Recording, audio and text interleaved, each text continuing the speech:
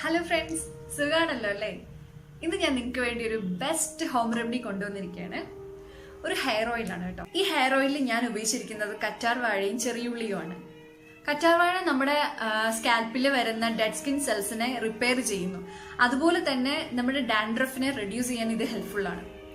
പിന്നെ ചെറിയുള്ളി ഇതുപോലെ നമ്മുടെ ഹെയർ ഗ്രോത്തിനും ഹെയർ ലെങ്ത് കൂട്ടാനും ഹെൽപ്ഫുൾ ആണ്. അപ്പോൾ ഇതെങ്ങനെ ഉണ്ടാക്കുന്നത് നമുക്ക് നോക്കാം.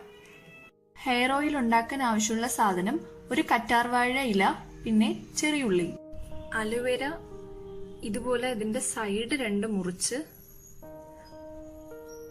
കളയണം.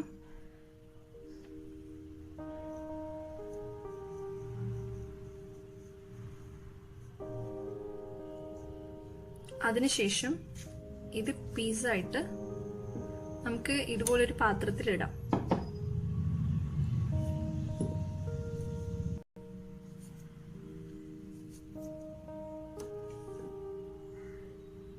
അതിനുശേഷം 2 ചെറിയുള്ളി എടുത്ത് നമുക്ക് അതിന്റെ തൊലി കളഞ്ഞ് മുറിച്ചെടുക്കാം. ഞാനിവിടെ 4 ചെറിയുള്ളിയും ഒരു അലോവേര മുറിച്ചതും യൂസ് ചെയ്യുന്നുണ്ട്. ആദ്യം ഒരു പാൻ ചൂടാവാൻ ഗ്യാസിൽ വെച്ചിട്ട് കുറച്ച് വെളിച്ചെണ്ണ ഒഴിച്ചു കൊടുക്കണം. വെളിച്ചെണ്ണ തിളച്ച് വരുമ്പോൾ നമ്മുടെ അലോവേരയും ചെറിയുള്ളി ഇട്ട് കൊടുക്കണം. ഇതുപോലൊരു കൺസിസ്റ്റൻസി ആയതിനു ശേഷം നമുക്കിത് ഓഫ് ചെയ്യാം. നമ്മുടെ അലോവേര ഓയിൽ ഇവിടെ റെഡി ആയിട്ടുണ്ട്. ഇനി നമുക്കിത് ചൂടാറിയതിന് ശേഷം ഒരു ബോട്ടിൽ ഒഴിച്ചു വെച്ച് യൂസ് ചെയ്യാം. ഞാൻ എണ്ണ ചൂടാറിയതിനു ശേഷം ഇതുപോലൊരു ബോട്ടിൽ ഒഴിച്ചു വെച്ചിരുന്നു. ഇതിൽ നിന്ന് നമുക്ക് കുറച്ചെടുത്ത്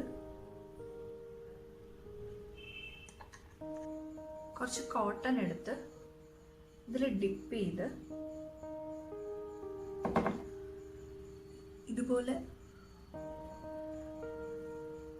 ഇതുപോലെ നമ്മൾ ഓരോരോ